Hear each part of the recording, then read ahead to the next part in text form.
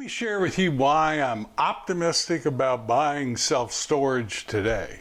My name's Mark Helm, and I'm the author of Creating Wealth Through Self-Storage, and I'm the creator of the Quickstart Academy, which houses the on-demand self-storage boot camp. That is my premier training that will take you from wherever you are now all the way to putting your first or your next self-storage facility into service. You can find out more about the classes I offer, both free and paid for, at creatingwealththroughselfstorage.com. But I went out playing golf yesterday and I started thinking about a number of things I want to share with you today. And as I left the golf course, I was more excited than ever about the balance of 2024 this year and what it could hold in store for us. Now, I say often, it really takes something to buy self-storage today with higher interest rates, higher construction costs, and it really does. I don't want to minimize it. Yet, even with all that true, I'm optimistic about 2024. Now, let me share with you what I was thinking about as I was playing golf in no particular order. So the first thing is the 10-year Treasury yield rate. Now, I checked that before I went out to the course, and it was at 4.22 the day I checked it. That's slightly below the average of 4.25, but more importantly, it's come down. Now, the 10-year Treasury yield is what many interest rates are actually indexed off of for real estate. But more importantly, as it comes down, prices for bonds go up. What that does is it's telling us something, I think. In many ways, I think the bond market may be more important than the stock market, because what this bond market's telling us is, I think, is that they're optimistic, the bond market's optimistic about the economic future. They see inflation coming down, they see possible interest rates coming down, and they're bullish on their bonds. Now, I'm no economist, and this isn't the only index I track, but this was a good signal. And then I realized there still is a lot of self-storage opportunity out there. Yes, you gotta work harder. Yes, you got to look at more deals. Yes, most of them don't pencil out still. But here's what I know. About 62% of all self-storage owners are still independent self-storage owners where they just own one or two facilities. And these independent owners account for about 48% of all the square footage of self-storage in the U.S. So that tells me that on average they own smaller type facilities, many of which can be expanded, many of which can be bought at a discounted price because they're back in the last century running self-storage. And that's also an exciting thought. There'll be a lot of opportunity coming up. And then I was thinking about boat and RV. Now, I'm not trying to convince you that's a business you should be in. If you don't think it's a good business, don't get in it. But it's one I'm all in on. In many ways, it reminds me of where storage was 20, 30 years ago. You just can't put them up anywhere, but if you put them in the right location, there is a lot of unmet demand for this product type.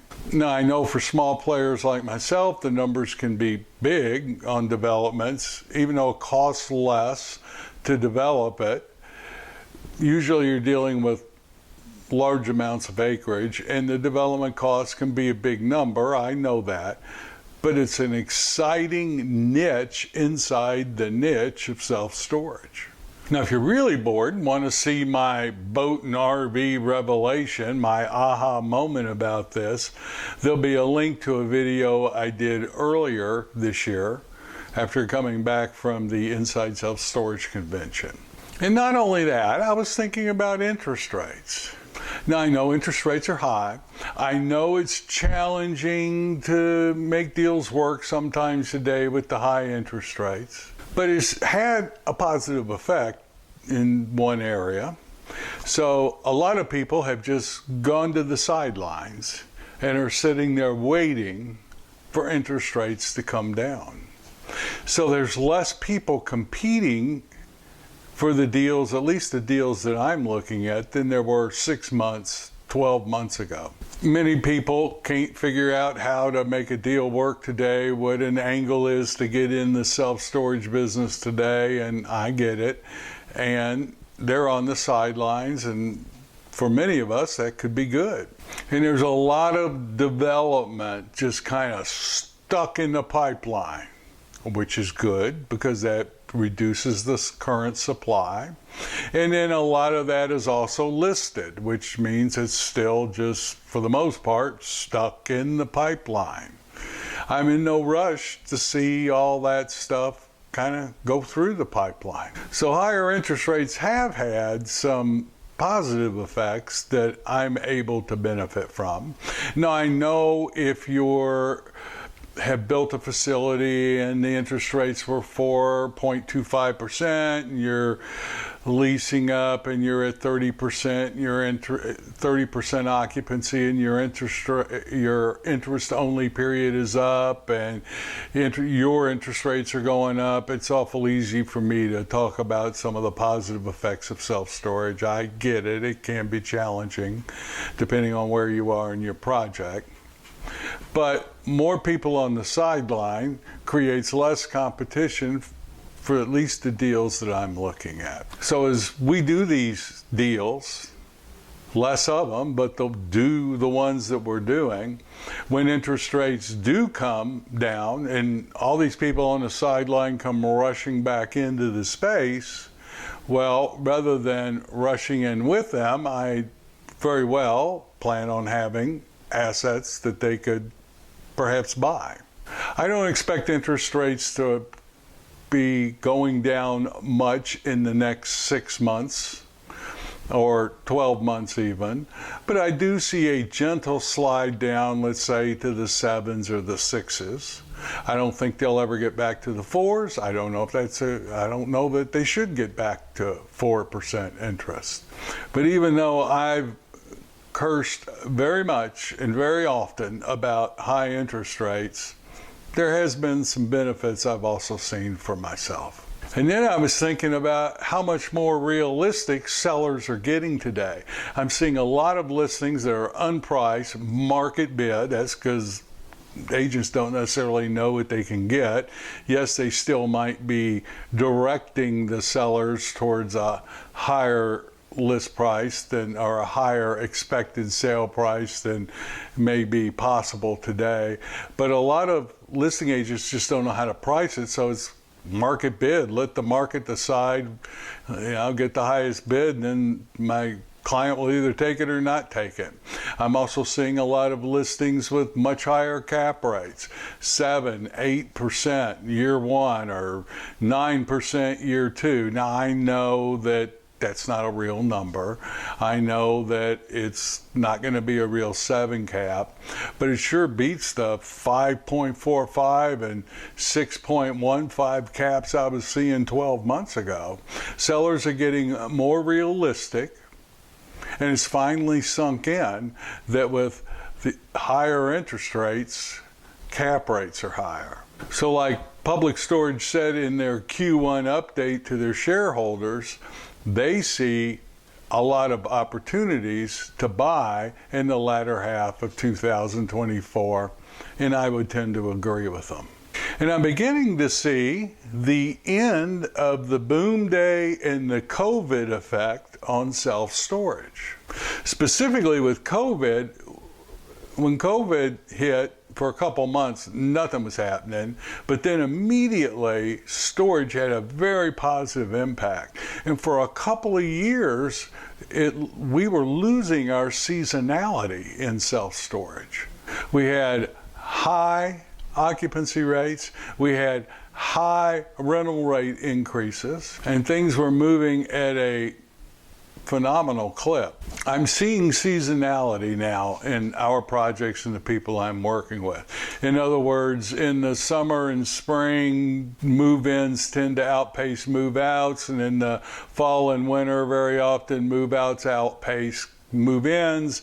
But for stabilized properties over a 12-month period, move-ins and move-outs kind of are about the same. I recently was having that conversation with a lender, having to explain to them that what they're actually seeing is not a problem, because they were looking at the past couple years and didn't see that seasonality. And I was trying to explain to them, no, this is like what normally happens. The last couple years were just the anomaly, and storage is kind of getting back to normalcy. Occupancy rates 85 to 88%. Seasonality, that's normalcy for self-storage. It occurs like self-storage is getting back to normalcy. Normalcy is a good thing. Too bad I'm not that normal, or at least that's what my wife tells me. But for our industry, normalcy is a good thing. So I was thinking about all this while I was playing golf. So as you can imagine, my golf game sucked. Now, that's actually a technical term in golf. When you shoot higher than your handicap, that's when you say that. It's a technical term.